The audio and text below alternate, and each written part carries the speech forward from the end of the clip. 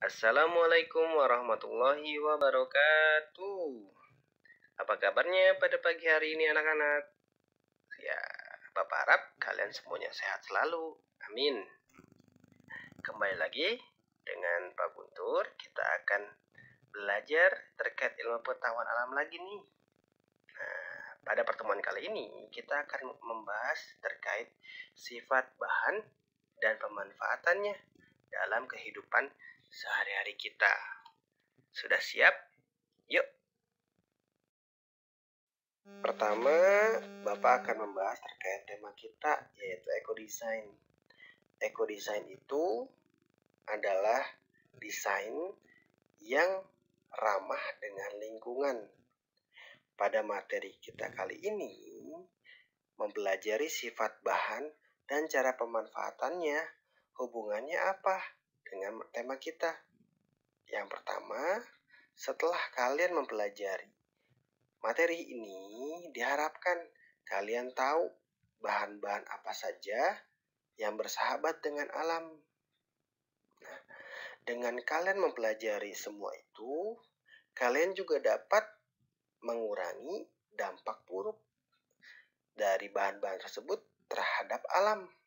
Nah, dengan apa? Cara pemanfaatannya yang baik. Lalu, setelah kalian mengetahui dampaknya seperti apa, maka hasil karya kalian pun akan menjadi karya yang penuh manfaat. Itu semua adalah hubungannya dengan tema kita kali ini. Pada materi ini, sifat bahan dan pemanfaatannya dalam kehidupan, ada 5 bahan yang akan dibahas, yaitu bahan serat, bahan karet, bahan tanah liat dan keramik, bahan gelas, dan yang terakhir adalah bahan kayu. Di sana sudah tertera contoh dari masing-masing bahan. Kita akan memperdalami sifat dari bahan-bahan tersebut dan juga pemanfaatannya dalam kehidupan sehari-hari. Yang pertama adalah bahan serat. Istilah serat sering dikaitkan dengan sayur-sayuran, buah-buahan, dan juga tekstil, bahan pembuat pakaian. Secara kimiawi, serat adalah suatu polimer. Dan berdasarkan asal penyusunnya, serat dikelompokkan menjadi 2, yaitu serat alami dan serat sintetis. Serat alami ini adalah serat yang diperoleh dari tumbuhan, hewan, dan mineral. Sedangkan serat sintetis merupakan serat yang dibuat oleh manusia. Bahan dasarnya tidak tersedia secara langsung dari alam. Setelah itu, ada juga serat campuran, yaitu gabungan dari serat alami dan juga serat sintetis. Serat campuran ini dibuat untuk memperbaiki kualitas dari bahan serat tersebut. Cara pemanfaatan tekstil dari berbagai macam serat didasarkan pada ciri-ciri seratnya, antara lain kehalusan, kekuatan, daya serap, dan kemuluran atau elastisitas dari serat tersebut. Yang kedua adalah bahan karet.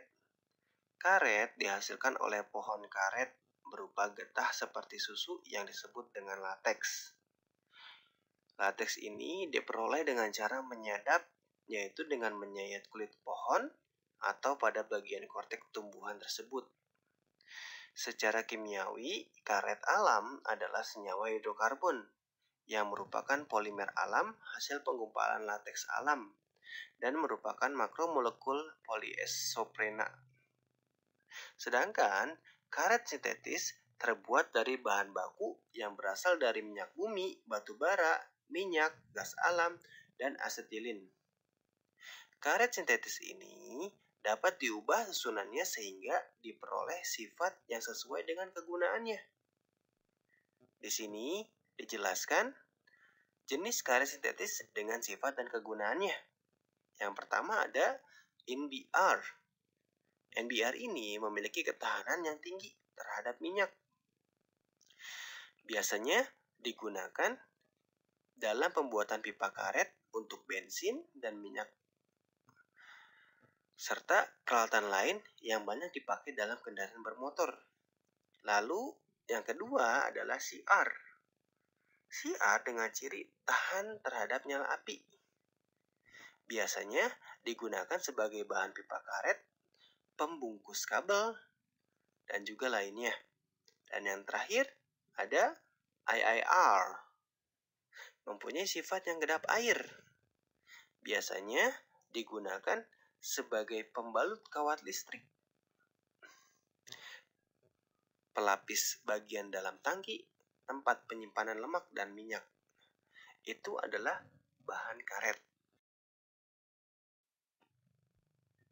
Selanjutnya adalah bahan tanah liat dan keramik.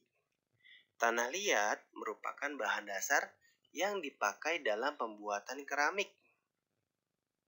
Keramik ini dibedakan menjadi dua kelompok, yaitu keramik tradisional dan keramik halus.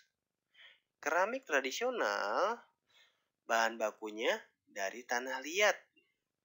Berdasarkan komposisi tanah liat dari suhu pembakarannya, keramik tradisional ini dibedakan menjadi tembikar, gerabah, keramik batu, dan porselin. Lalu yang kedua adalah keramik halus atau keramik teknik yang bahan bakunya dari oksida-oksida logam atau logam. Keramik halus ini penggunaannya sebagai elemen pemanas, semikonduktor, komponen turbin, dan pada bidang medis. Kemudian adalah bahan gelas. Bahan gelas dan kaca yang digunakan oleh masyarakat prasejarah berasal dari kaca alami yang disebut obsidian. Obsidian adalah produk sampingan alami dari letusan gunung berapi berupa benda yang tajam, mengkilap dengan warna hitam, orange, abu-abu, atau hijau. Menurut catatan sejarah, kaca sudah diproduksi sejak tahun 4 sebelum Masehi, yaitu dengan bahan pasir kuarsit yang dipanaskan sampai meleleh, kemudian dibiarkan dingin, dan terbentuklah benda keras yang tembus pandang. Gelas ini aman digunakan sebagai kemasan karena beberapa sifat unggul berikut. Yang pertama ada kedap terhadap air, gas, bau-bauan, dan mikroorganisme. Yang kedua, tidak dapat bereaksi dengan barang yang dikemas atau bahan kimia. Yang ketiga, dapat didaur ulang. Yang keempat, dapat ditutup setelah dibuka. Dan yang paling penting, gelas itu tembus pandang sehingga isinya dapat dilihat oleh kita.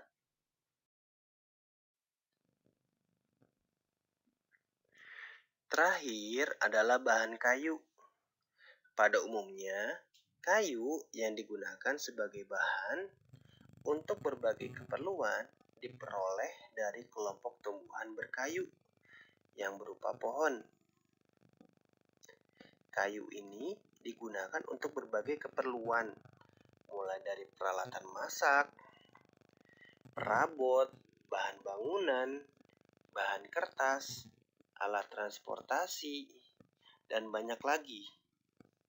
Kayu juga dapat dimanfaatkan sebagai hiasan-hiasan, aksesoris, dan cindera mata. Kayu dimanfaatkan untuk berbagai keperluan karena mengandung komponen penting, yaitu selulosa, lignin, dan senyawa ekstraktif, yaitu senyawa tertentu yang dapat diambil dari kayu. Sebelum kita memanfaatkan kayu, kita harus menyesuaikan dengan sifat-sifatnya. Kayu dari jenis pohon yang berbeda mempunyai sifat yang berbeda pula. Maka kita harus mengenal atas sifat-sifat akan kayu tersebut. Berikut beberapa sifat kayu. Yang pertama adalah bobot dan berat jenis. Yang kedua, keawetan. Yang ketiga, warna, tekstur, kesan raba, bau dan rasa, nilai dekoratif, lalu kekerasan atau densitas. Setelah kita tahu sifat kayu tersebut, maka kita akan tahu juga cara memanfaatkan kayu tersebut dengan tepat. Setelah mempelajari sifat bahan dan pemanfaatannya dalam kehidupan, di sini ada tugas dari Pak Guntur. Yang pertama, kalian buat kelompok yang terdiri dari 2-4 orang, lalu berdiskusi untuk membuat sebuah barang atau alat sesuai dengan tema kita, yaitu eco-design. Setelah itu, setelah kalian ketemu sama alat sama bahan yang akan kalian buat, kalian hanya perlu mempresentasikan sifat dan pemanfaatannya dari alat yang akan kalian buat itu. Ya, paling telat pengumpulannya itu minggu depan ya. Sekian untuk pertemuan kali ini. Terima kasih. Assalamualaikum.